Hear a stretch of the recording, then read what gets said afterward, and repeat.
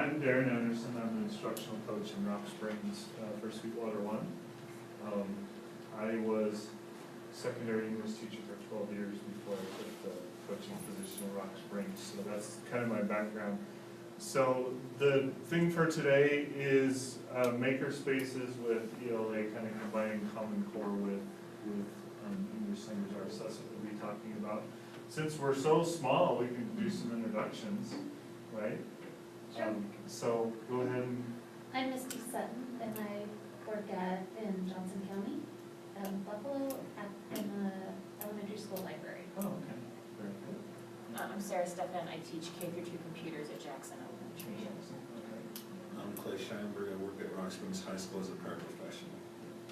So hopefully we can get some good ideas going as far as how to incorporate kids doing stuff, making stuff, building stuff, and what that looks like, but also with an ELA spin to it.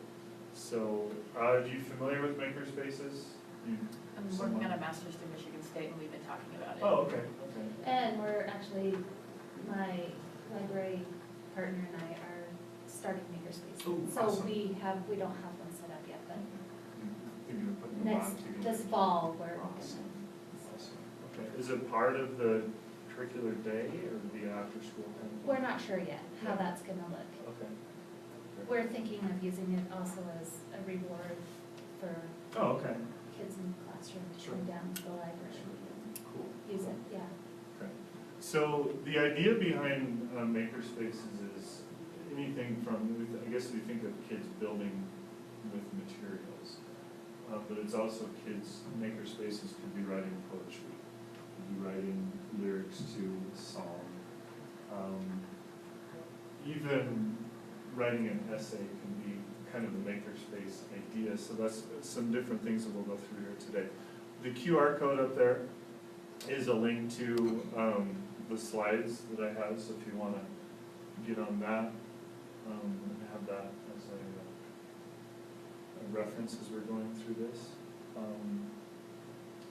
The idea is, what grade level were you again, or what age group?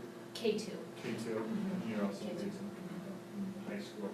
A lot of this will be geared towards older kids, but I don't know that it is. There are certain things you can filter. The concepts are still the same whether you're doing it with high school kids or otherwise.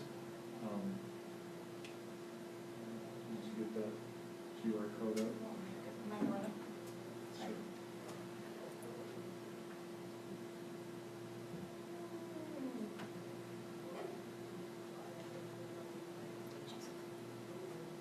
There we go. Got it.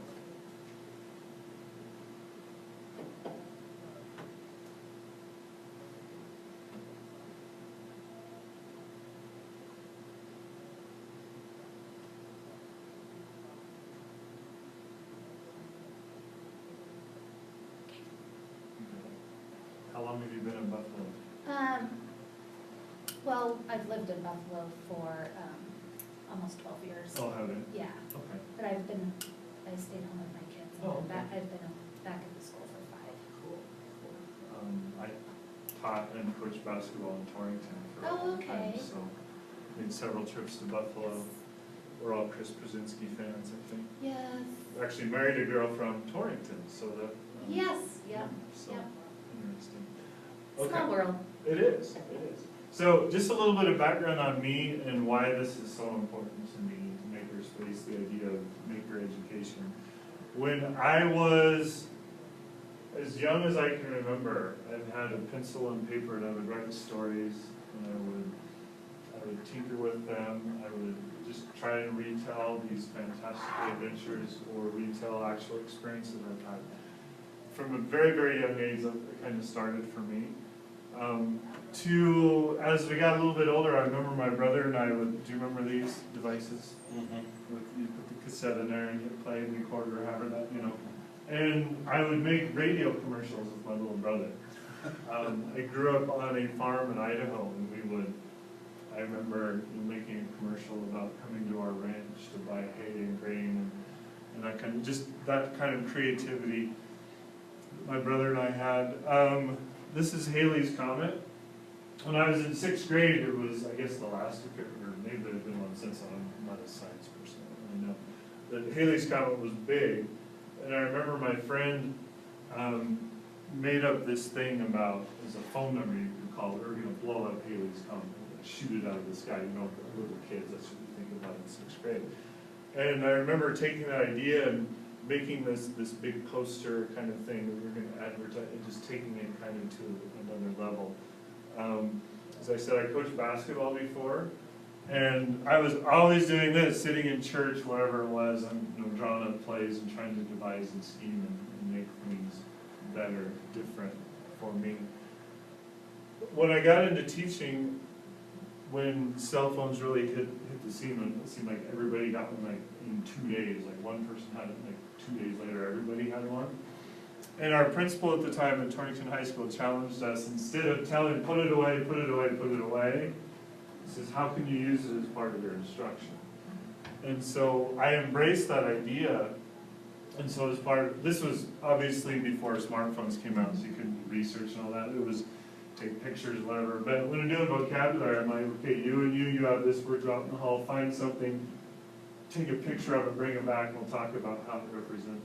So always trying to make that a part of the curriculum. My grandest vision as a language arts instructor was to have kids working together, meeting together, working on papers, working on essays, working on having dialogue, doing peer reviews, peer editing, that sort of thing. It was my grandest scheme, and I wanted this workshop where I just walk in and the kids would do it. They'd do it on their own. They'd be at tables working and collaborating, and I never really could get that off the ground. I just couldn't find the right style, the right system that would work. And then this, I wanted my kids to come into a language arts classroom and have stuff to manipulate and build and work with and kind of dink around with.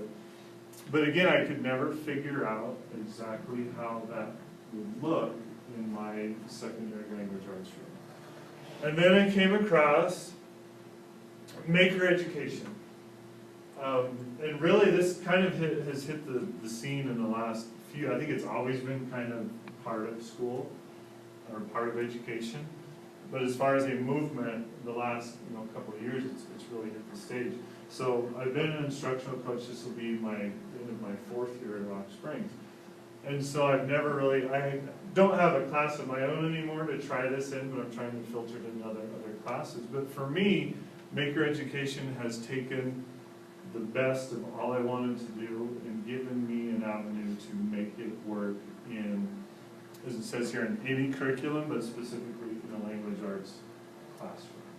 When you're talking about reading, writing, that sort of thing. So a lot of what we're going to talk about today is, honestly what it is, it's getting kids ready for a job later on. But those skills that we need to start, we're looking at K2, however low it needs to go even before that. Those skills that we want to start having our kids get and be better at, so by the time they leave high school and go to college or career, whatever it is, that they're ready to go. So, have you seen this before? The ELA shifts, so the Common Core shifts. Basically what you're looking at is having kids read more informational text, having more knowledge of the disciplines, more complexity in what they read, text-based answers where they have to go back to the text and discuss it, talk about it, to write from sources, so to use evidence to inform, make an argument, those are all good skills we need. And then obviously academic vocabulary, we want our kids to have terminology, to be able to use it. And again, that goes from if you're 80 years old or if you're 8 days old, that kind of vocabulary. So these shifts, as I was looking at them, you think, how does, if I walk in a classroom and throw out a bunch of straws and tape and a tennis ball on the table and say, build a tower, what on earth does that have to do with any of this? And those are the parallels I want to draw as we go through this presentation here this morning. So we'll start with, this is actually the brunt of our presentation. It's what employers look for in a job candidate. And again, if you look at, K2 students, these skills are certainly applicable to them too. Now, K2 students obviously are not going to go out and get a job, even if it's a part-time job. But to start embedding those skills, getting those skills in them at a very young age, I think is going to be very beneficial. So we'll go through each of these 10 with some connections to Makerspaces, what it can provide, and then attach some Common Core standards to it as well. So the first one is the ability to verbally communicate with people inside, outside the organization. So the ability to talk to people. Now, when you're looking at K2 students, they love to talk, right?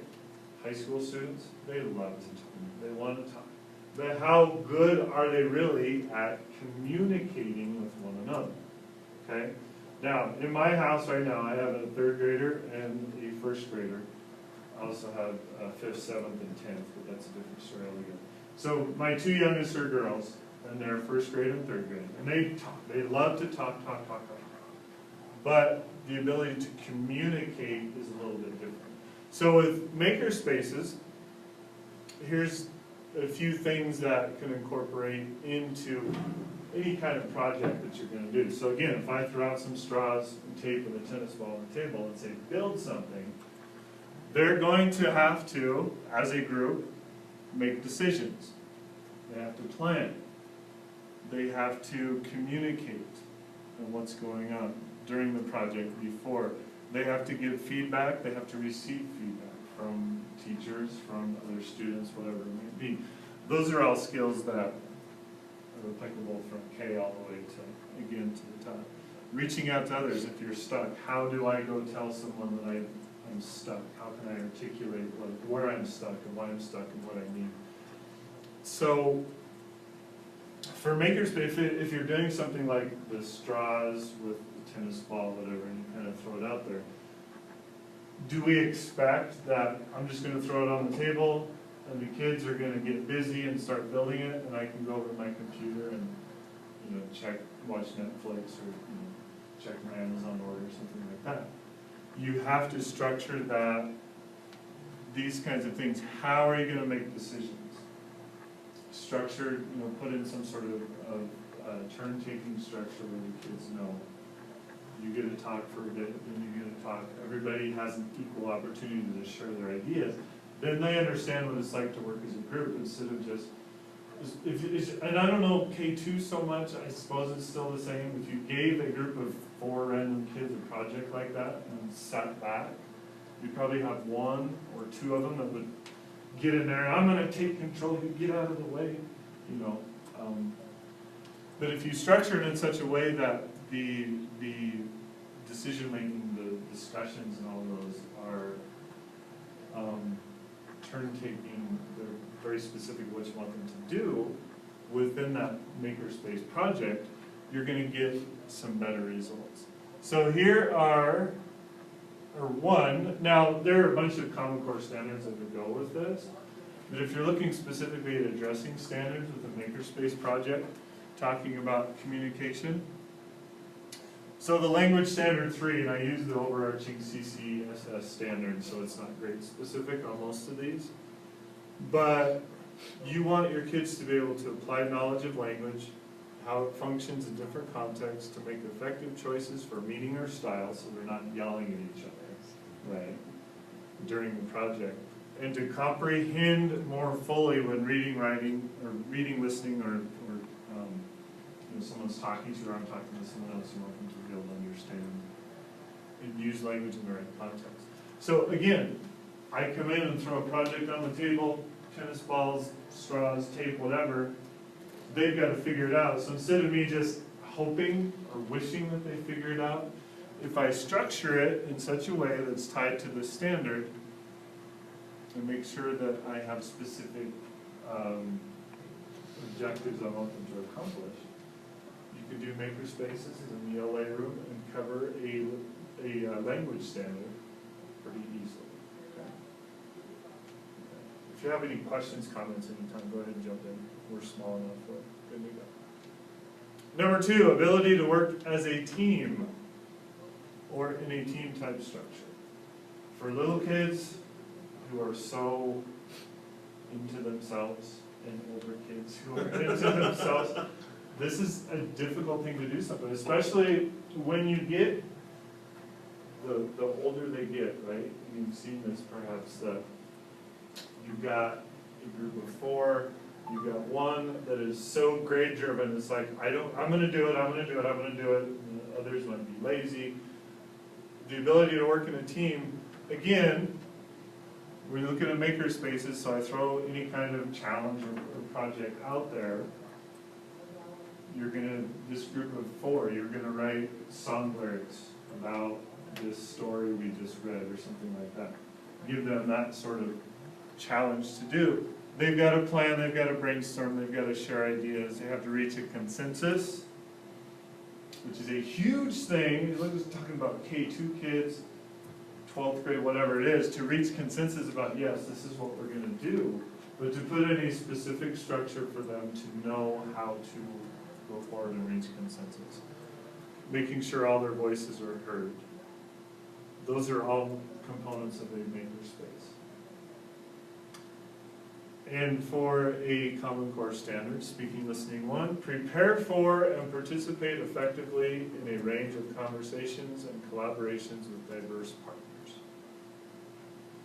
If you put together a makerspace with a specific structure, this will fulfill that standard. If they can have a conversation and come to consensus without coming to blows, right? You fulfill that standard. Number 3. The ability to make decisions and solve problems. Huge, huge problem for, I'm sure you could walk outside, throw a rock, and hit 10 different adults who have problems with solving problems, right? Making decisions, let alone kids. Sometimes the modeling they have is just not very strong. So a makerspace connection, so things don't always go right. You think of the video that George just showed with the kid made with the Rube Goldberg machine. It's not always going to work right the first time. Kids, especially the older they get in school, they're ingrained to say, well, if it doesn't work, I fail, and they give up. But we want to instill that from a very young age for these kids to, as they're going through making decisions, next steps, we run into problems, what resources are we going to go to solve those problems? What kinds of people can we talk to? What kinds of information is out there to help us? So for a Common Core Standard, what I did, these are 11th and 12th grade standards, which you might think, gosh, that's pretty advanced for a K2, but when you read it, I don't think it's really that much different. You want them to integrate and evaluate multiple sources of information, which is nothing more than saying, I watched a video on YouTube, and I read this little bit, looked at the picture, something like that, of instructions. They're certainly integrating and evaluating those sources in order to answer a question or solve a problem. So your Lego tower didn't quite work, go back to the manual, where did you go wrong? K2 students can do that. With some, there might be some scaffolding or some help. Now, in the case of a high school kid, if their whatever thing they're working on, their hoverboard, whatever they're working on doesn't work, where can they go to get more information and solve those problems? And then also, when things go awry in the middle of a project, instead of yelling and screaming at each other, this one promotes civil, democratic discussions and decision. Again, in a makerspace, it provides an authentic opportunity to do that. Instead of just some random question that is asked, it's applicable to what they're doing. Number 4. The ability to plan, organize, and prioritize work. This is huge for high school kids, K2 kids as well. I know when my daughter gets home from school, her ability to plan, organize, and prioritize her chores and different tasks that she has to do before she can go play at her friend's house. She struggles with that a little bit. She's like, drop the bag, coat, gloves all over the place, lunch over here, snacks over here, going to play, see ya, and we're left with this big jangled mess of stuff. So for a makerspace, you give them a project with parameters. It can only be this tall, or it has to be bigger than this, or it has to be, you're doing a poem or something like that, it has to be so long. Life is about operating under parameters. Okay, sometimes those parameters are realistic, sometimes they're not, but also deadlines. How long do we have to do it? Sometimes you're under the gun, you gotta get things done quicker. There's not as much time. Dividing up responsibilities amongst the group members. I will take care of this, you will take care of that, this is how we will decide on it. And then following through. Johnny didn't do his job. Now we're left high and dry, we can't finish this project. So having those conversations as well. So for a Common Core standard here, again, I went to 11th and 12th grade for this because the language was specific to this. But a kindergartner, second grade, or whatever it is, can they set clear goals? If they're written correctly, if they're simple enough, yes, they can. Deadlines, I need this done before recess, or whatever it might be. And establish individual roles as needed. They need modeling on that, so they know how to approach it, what they do to get. So it's not always the smartest one in the group does all the work, the rest of them go get scissors and whatever it is, or sit there and sleep. Okay. Number 5, the ability to obtain and process information. This is a skill that is applicable again from the second you're born until you're 110 years old. So for makerspaces, when you think about projects you might have your students do, the instructions, usually there are some sort of printed instructions or assignment instructions, something like that, that they have to adhere to and follow. With a lot of things, there might be manuals, tutorials online that they need to do. If you send them out to watch a YouTube video on how to, this actually happened in a class at the high school we did this year where we did tennis ball towers. And initially what I did, I gave them the stuff and said, build it as high as you can as to support the tennis ball. Threw it out there, sat back and kind of let them watch. Watched them and let them go for a little bit. Gave them about 10 minutes. Some of them did okay. They were kind of figuring it out. And then I said, okay, had everybody look at what everybody created. I'm like, okay, now what you need to do is go online and make it better. So they went, they watched YouTube, they looked at different structures, and the towers went from here or here to here because they were able to go and obtain information, process it, and figure out how to do it right. How many of your students that you come in contact with have struggles asking for instruction, like advocating for themselves to get help from teachers, other experts, or peers? So this is something in Makerspaces that it's tailor-made to help this issue. When you need help, where do you go? And how do you find it? And how do you process it? How can you use it? I think, like, again, what George says, we have infinite amounts of information out there that's available at the touch of a button, at the snap of a finger. But do they know where it might be? Sometimes we have to direct them in the right way.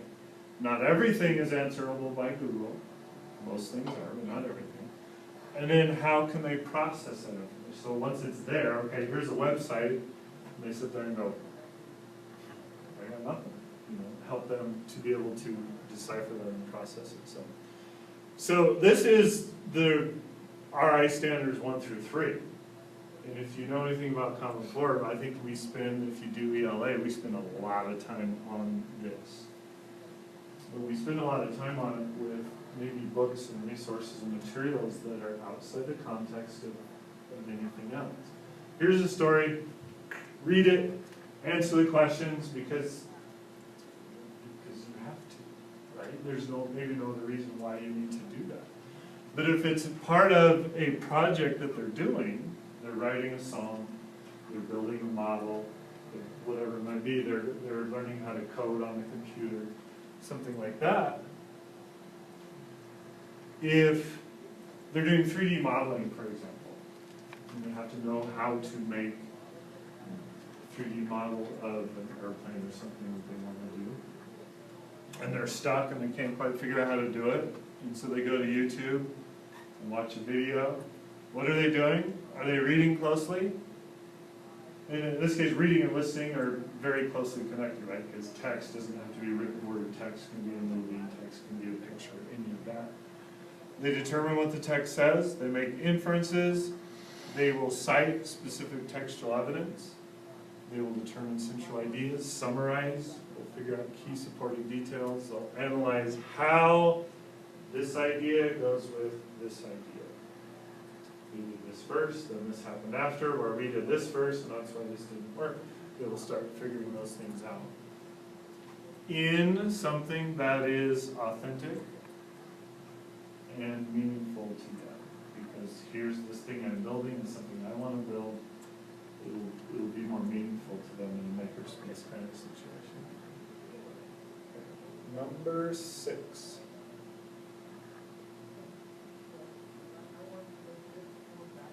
Now, how often in language arts do we, social studies, whatever it might be, do we analyze quantitative data? How often do you look at numbers in English classroom?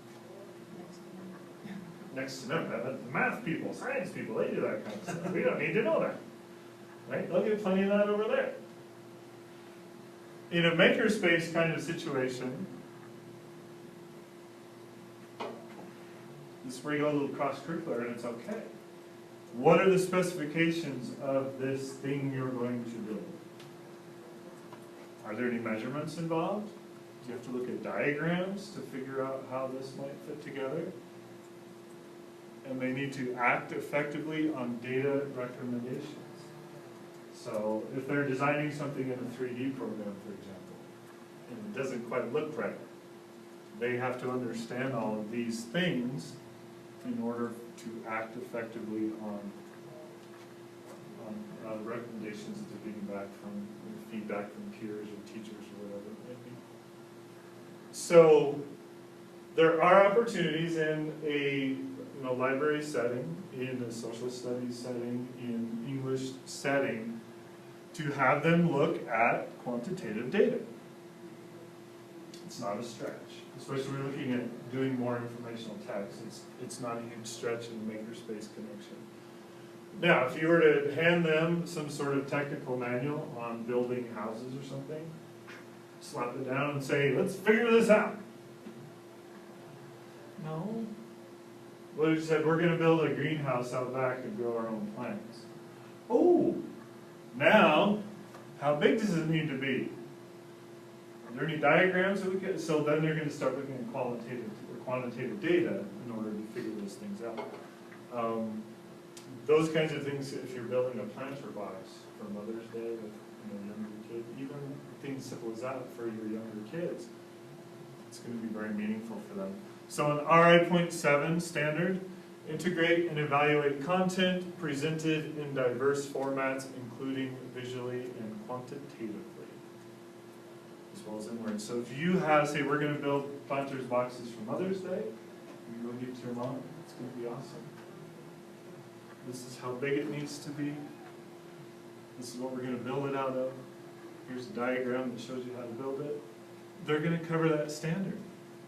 Okay? They're going to cover that standard even as young as kindergarten. You might need help with the glue, but they're going to be able to fulfill that standard. And it's going to be meaningful to them because it's something that they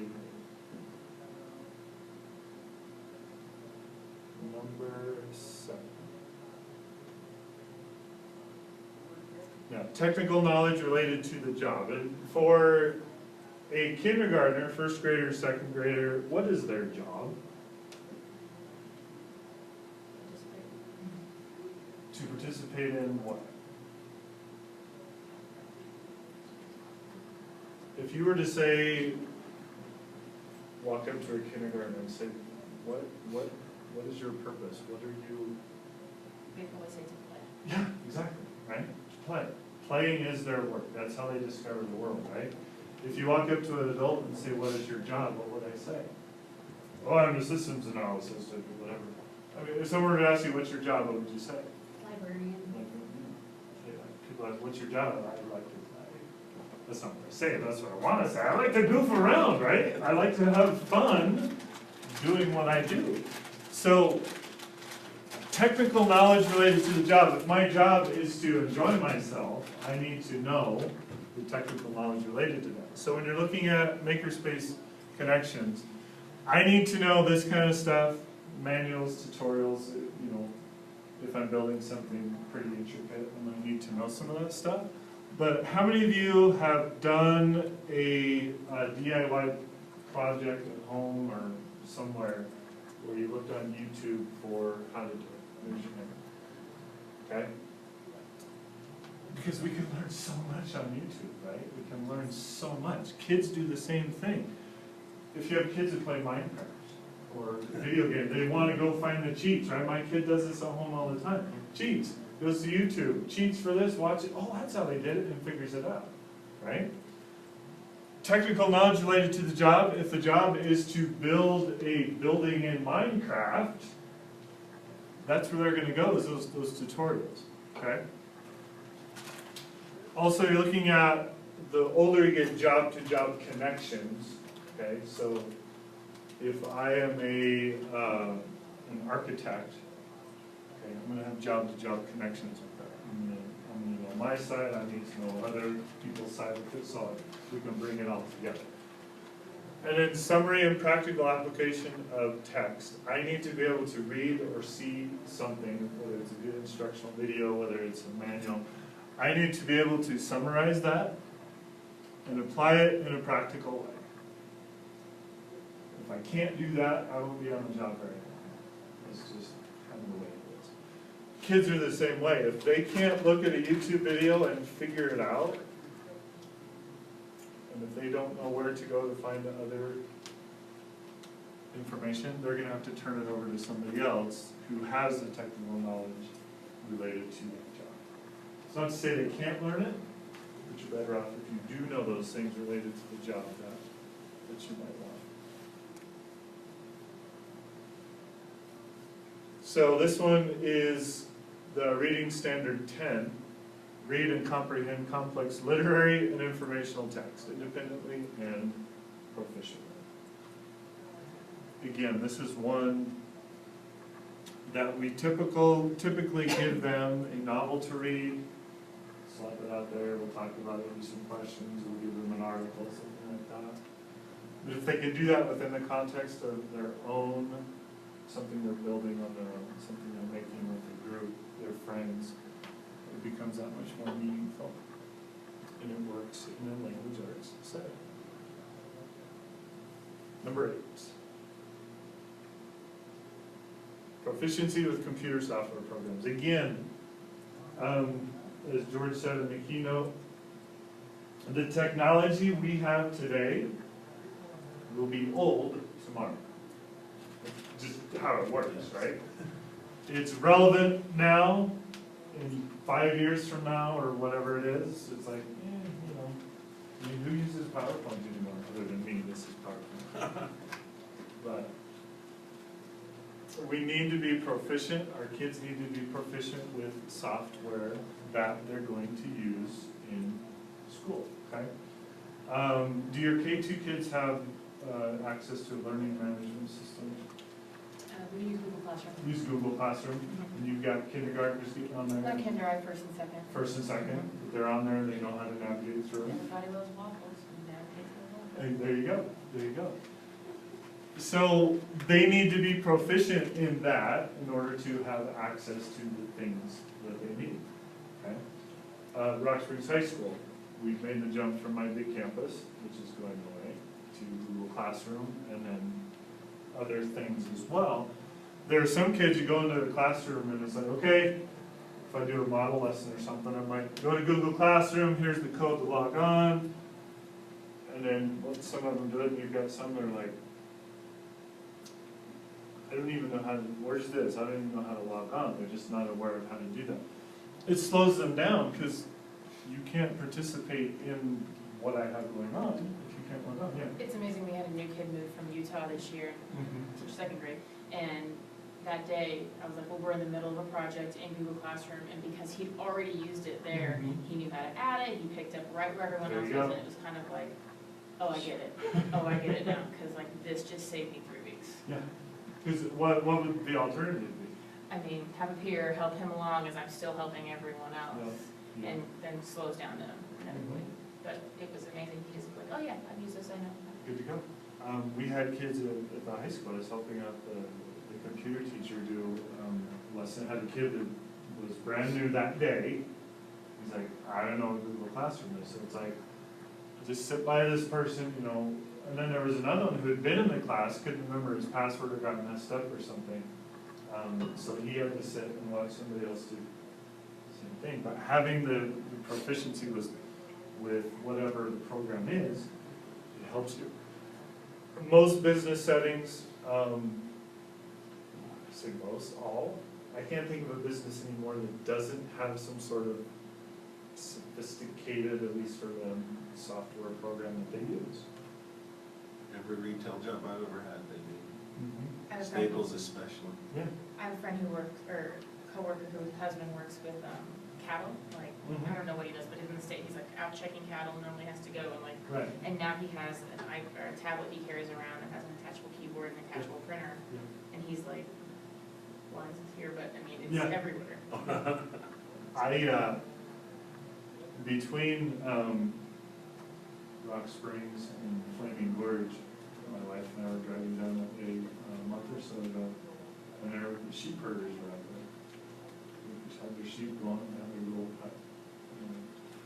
That might be the last profession that does not require, maybe it does, Maybe it's track their sheep, I don't know, maybe they do. Radio trackers. There you go, see? So everybody has some sort of computer program that they need, whether they're a kindergartner.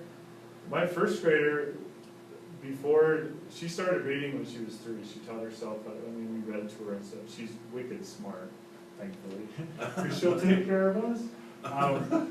But she taught herself how to read. She taught herself how to navigate my wife's iPhone at the time. Because she just picked it up and was, kind of going through. And my wife gets a text message one morning and it's like, oh, that was so cute. And we're like, huh? So she goes back and looks. My daughter had recorded herself singing What Does the Fox Say? And had texted it to one of my wife's friends, just, oh, I know her, and texted it because it was one of her friend's mom. And she's like, oh, that was so adorable. And we're like, did she even do that? And I have it saved in my computer. It's so adorable. But proficiency with not only, and I think, again, I think George touched on this as well, we assume kids can use technology, which they can, but they really don't know how to get deeper with it. They know how to do Snapchat and play video games and all that, but there's a whole other level there. So for Makerspaces Connections, you're looking at, this is what we do in jobs, right? We write, we create, we develop reports, we fill out IAPs, we do all that using a wide range of tools. We import grades using most of the Power School, most of us do, something along those lines. If we did not know how to use that, we're in deep trouble. Then you get the announcement over the intercom, right? We regret to inform you Power School is going to be down for the next hour. Like, no, I can't do anything without Power School. The peer collaboration, do you have your kids on Google Classroom, like work with each other on documents? We don't, or I don't, not in the library. It's Yeah. like the best thing ever. So think about Google Drive has been a thing for a while, but really just the last few years it's been a real thing, because they've made some major advancements to it. When we were in college, okay, how cool would that have been to have that technology? Would have been amazing. Just like think about how many times you email yourself a document. Right. And just like make your changes, email, and then figure out which version's the right version Uh-huh. this time. That's the best piece of It's advice, the I think. group work. Yeah. My bachelor, getting my history degree would have been a whole lot I easier. know, so much easier to cheat that way, right? The dreaded thumb drive, it's like thumb drive, put it in, even when I taught at Moorcroft High School a few years ago, and they gave you, instead of having a server that they could save their stuff on, they gave each kid a thumb drive. So issued your thumb drive, this is what you're gonna do to take files back and forth. It's like, wow, you know, because then it's like, oh, I lost it, forgot it, it broke, it won't read, it got wet, whatever it is. Having drive here, so as an example, yesterday, I presented down at the other end of the hallway, and I go in there and I'm like, there's no way to hook up my Mac to the system because the thing was all locked up, I couldn't get in any of the cords, right, and didn't have this kind of setup. I'm like, oh my gosh, what am I gonna, oh, it's on Google. So logged down to Google, brought it up, had my slideshow going, it was perfect. So the peer collaboration with this one is huge, having your kids know that they can share information with each other, because life is collaborative. Life is not me working by myself, always working with someone else. Do you have your kids connect with experts via social media? I teach K2, so I really struggle with when to integrate social media and like when to. Right. I tend to post their things on Twitter or share their work with my class, and so I share back like what my grad class peers think of theirs. Yeah, and see, I have third graders and I don't know if I would want them sharing on, But I think the point though now is like, do we fight social media, do we hide it in the I water, don't or do we know. teach them how to properly use it? Right. And I think that's like the real thing is teaching them like the positivity behind it. Sure.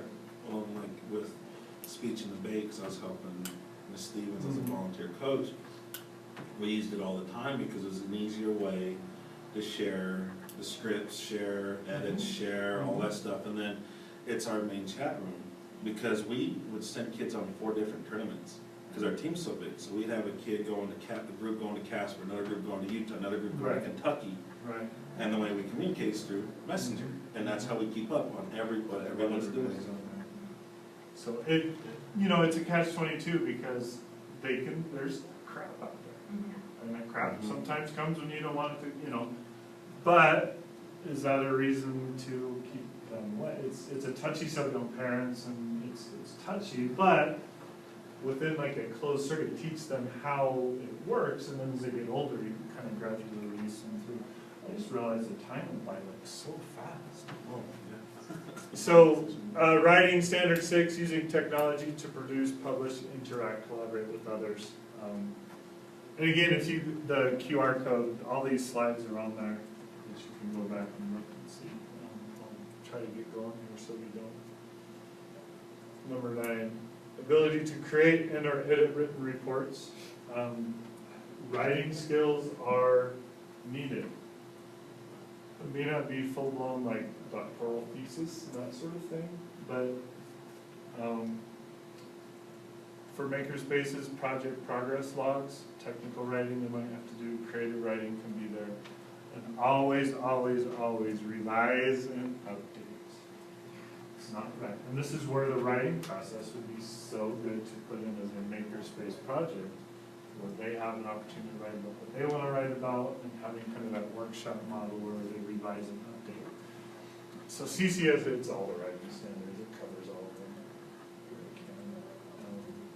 We get through a couple more. This is an actual email from a college student. Kind of look through, I won't read the whole thing, but that guy gonna get a job? His resume looks like that, where does it go? Straight in the garbage, and it's just the way it is. Number 10 is the ability to sell or influence others, to be not argumentative, but to have the ability to argue, support, to write that way, to speak that way, to communicate that way.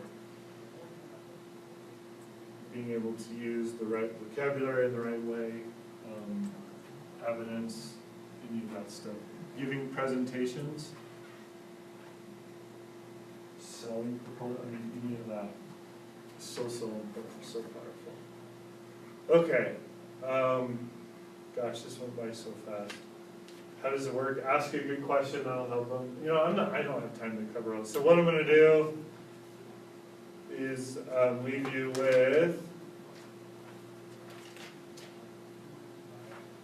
kind of this idea of the IKEA effect, to tinker, to play with, to keep instilling that love of creativity and wanting to improve with kids no matter how old they are, and saying, you know what, that's cool. How can you make it better? To never settle. That's why we have an iPhone 7 or whatever it is, because they're always making it better. Because people don't buy old stuff, they buy new stuff. I did have a video I'm gonna watch, but we'll... One important... Teaching your kids resilience. So just to finish up, this is George Couros, his book, The Innovative Mind. If you get a chance to read it, it's awesome. It's a wonderful, awesome book. But some of the things I pulled out of there for this. Reading and writing are not one-and-done opportunities. They need to be social activities and continue having your kids sit and talk and chat. That's what life is all about. Is creation a non-negotiable in your classroom? Is it enough to just get the knowledge, or do they get a chance to do something with the knowledge, to create it? I liken that to if you go to baseball practice and your coach talks to you about bunting for 2 hours, and you stand there and watch. No, shows you get out, you actually practice, you actually bunt, you actually do things instead of just hearing about it. And then the last thing, when you get an idea from a blog or a presentation or another teacher, do you use it as is? Say that's perfect the way it is, I'm not making any changes? Or, as George said, do you take it and remix it? Do you add your own flair to it, your own style, your own personality to it, and make it yours? And that's really what Makerspaces is all about, is taking an idea, I like what they're doing. And going, okay, I like it, but I'm going to tweak it just a little bit to make it fit for me. That's what it's all about. That's really what it's all about. So, thank you so much for your time. I'm so glad that you came here this morning and this hopefully gave you some ideas and things to think about to get your Makerspaces even better, get them up and going, and things like that. So, Have you seen the videos, Everything's a Remix? I have not. They're so worth it. Everything's a remix. It will also make you feel like there is no original thought anymore.